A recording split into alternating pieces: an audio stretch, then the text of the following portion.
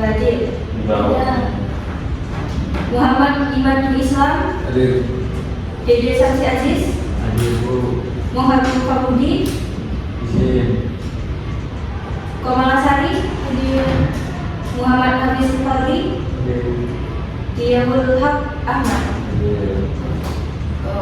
Semoga yang sudah hadir hari ini diberikan kesehatan yang aktif dan yang nggak bisa karena malas diberikan hidayah ya. Kalau yang hadir nggak tahu. Kalau yang hadir dapat tugas nanti. Sebelum kita memulai pelajaran pada hari ini, lebih baiknya kita berdoa terlebih dahulu. Yang ketua kelasnya siapa ya? Jordan ditunjuk. Jordan pimpin doa. Nah teman-teman, sebelum kita memulai pelajaran hari ini, mari kita mengucapkan Bismillah. Bismillahirrahmanirrahim.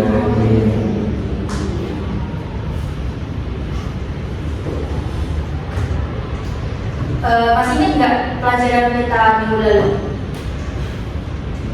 Ya. Sudah. Pada baru kemarin kita pelajari. Sebelumnya kita mempelajari tentang sholat fardu kan. Nah ibu mau bertanya, sholat zuhur itu berapa rakaat? 4. Sholat maghrib? Ya. Nah kali ini kita akan mempelajari mengenai ketentuan sholat qashar. Ada yang pernah melakukan sholat qashar tidak? Belum. Belum tahu soal. Udah kelas 7 belum? Harusnya udah tahu. Belum pernah jauh. Nah, pengertian sholat qashar itu sendiri yaitu sholat yang sholat 4 rakaat yang diringkas menjadi 2 rakaat. Nah, terus yang boleh diqashar yaitu sholat zuhur, asar, dan isya. Sedangkan sholat maghrib dan subuh itu tidak boleh diqashar. Karena apa ya? Ada tahu alasannya? Ya karena nggak mencukupi 4 rakaat. Terus ada dalilnya. Dalil mengenai ketentuan sholat qashar. Ibu minta salah satu dari kalian membacakan surah An-Nisa ayat 1. Ada mau nggak? Mau? Udah duduk ya. Dia menghap. Ayo baca.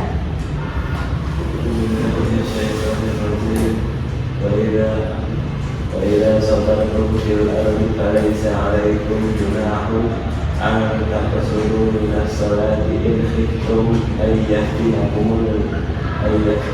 الذين كفروا إن الكافرين كانوا لكم عدوا مبينا. Artinya boleh Mbak Komala? Artinya yaitu apabila kamu bepergian di bumi maka tidak dosa bagimu untuk mengqashar salat jika kamu takut diserang orang-orang yang kufur. Sesungguhnya orang-orang kafir itu adalah musuh nyata bagimu. Surah An-Nisa ayat 101. Nah berikutnya ada syarat sah sholat qashar. Nah ketika kita melaksanakan sholat qashar kita tuh harus mempunyai syarat-syarat terlebih dahulu ini. Seperti yang pertama yaitu perjalanan jauh. Jadi ketika anak-anak ibu semua diajak orang lain keluar kota, kita tuh tidak boleh meninggalkan sholat ya, harus wajib. Nah terus yang kedua yaitu sholat sunai, yaitu sholat yang dikerjakan tepat waktu, tidak bertunda-tunda. Terus ada berniat sholat qashar. Kita tuh harus berniat karena Allah SWT ya. Terus sholat yang nggak boleh diqashar yaitu ada sholat yang boleh diqashar dan tidak diqashar yaitu ada sholat zuhur, asar, dan isya. Sedangkan sholat maghrib dan subuh tidak boleh diqashar. Terus ada tata cara sholat qashar. Yang pertama yaitu berwudu. Nah, anak ibu semua itu harus suci dari hadas dan najis. Terus menutup aurat, kemudian menghadap kiblat, terus membaca takbiratul ihram dan berniat sholat qashar. Terus sama aja kayak sholat fardu pada umumnya, tapi diringkas menjadi 2 rakaat. Terus kenapa sih anak-anak ibu semua itu melakukan sholat qashar? Yaitu kemudahan dalam perjalanan. Sholat qashar memberikan kemudahan bagi orang yang sedang melakukan perjalanan atau takut diserang. Nah, dalam agama kita itu, agama Islam memberikan keringanan bagi di waktu dan keadaan tertentu. Sholat qasar adalah salah satu bentuk kemurahan yang diberikan Allah SWT mengurangi kesulitan dalam menjalankan perintah Allah. Jadi nggak ada alasan buat anak-anak itu semua itu tidak melaksanakan sholat ya, karena Allah SWT telah memberikan keringanan berupa adanya sholat qasar ini. Terus kaitannya sholat jamak dan sholat qasar, yaitu dalam dua sholat ini tuh kemudahan yang saling terkait dalam mempermudah pelaksanaan sholat bagi orang yang sedang dalam perjalanan jauh. Nah, sampai sekarang ada yang mau ditanyakan? Enggak. Enggak semua ya. Nah, sekarang ibu bagi menjadi dua kelompok.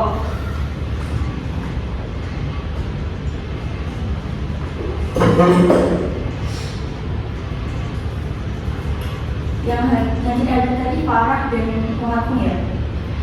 Muhammad Imadul Islam, Dede Samsi Aziz dan Komala Sari jadi satu. Kamu satu ya. Terus Muhammad Hafiz Nifali dan Diohab kelompok 2. Nah, di kelompok 1 itu nanti coba terangkan kembali mengenai pengertian sholat qasar dan syarat sah sholat qasar.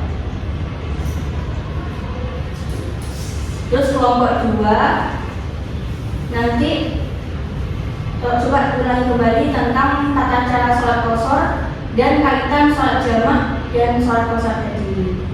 Nanti salah satu anggota kelompoknya untuk menjelaskan ke depan ya. Ya. Ibu kasih 3 menit.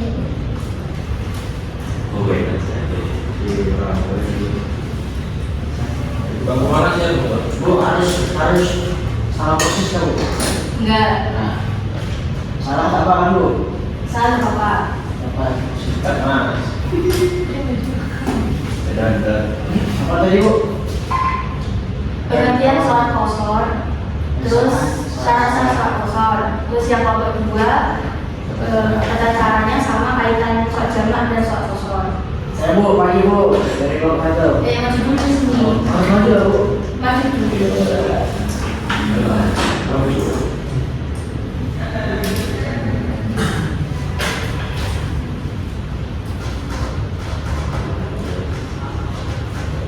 itu lanjut.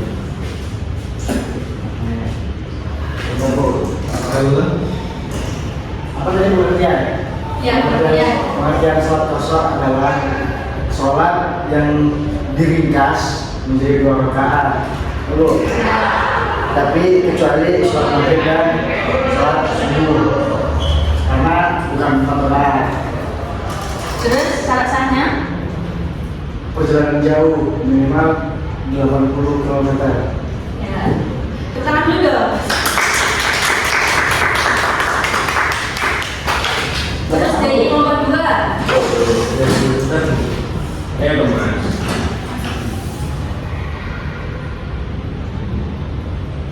Pasal.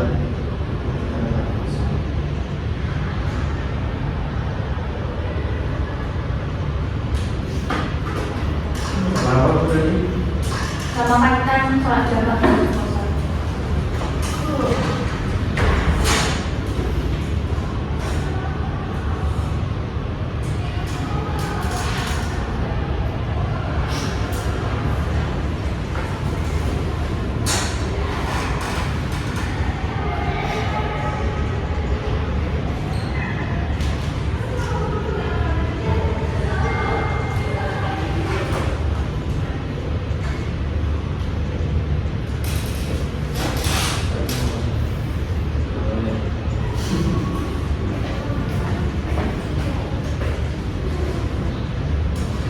Ya, saya menurut dia akan presentasikan mewakili kelompok 2, yaitu yang pertama tentang tata cara sholat qasar.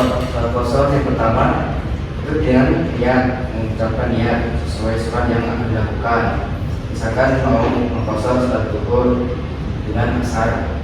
Terus yang kedua takbiratul ihram. Yang ketiga kemudian baca doa iftitah. Allahu Akbar kaum ini, terus baca Al-Fatihah. Terus yang kelima rukuk, terus kemudian i'tidal, kemudian sujud.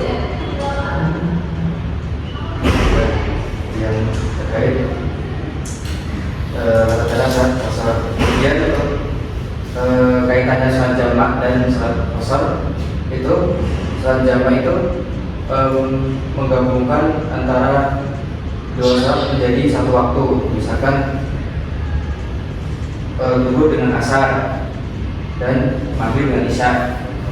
Dan sementara untuk salat qashar itu untuk meringkas yang tadinya 4 rakaat jadi 2 rakaat, seperti salat zuhur dengan asar di jamak jadi satu waktu, kemudian di qashar jadi 2.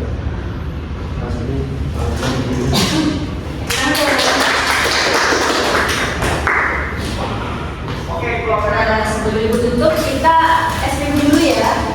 Nanti ketika ibu bilang tepuk 1, nanti anak-anak semua tepuk 1 kayak gini. Terus kalau tepuk 2 kayak gini. Terus kalau tepuk 3 ini. Kalau tepuk 4 dua gitu ya. Terus kalau tepuk 5 dua 1. Tes dulu ya. Tepuk 1, tepuk 2, tepuk 3, tepuk 4, tepuk 5, tepuk 2 kali 5. Kurang dong. Nah terus untuk hari ini cukup sekian karena itu udah tinggalnya saja ya. Untuk pertemuan selanjutnya ada PR ya, menghafal surah An-Nisa ayat 1 tadi. Terus itu saja. Jangan lupa ya, satu orang yang ibu di depan. Sekian dari ibu, kita berdoa kafaratul majelis terlebih dahulu.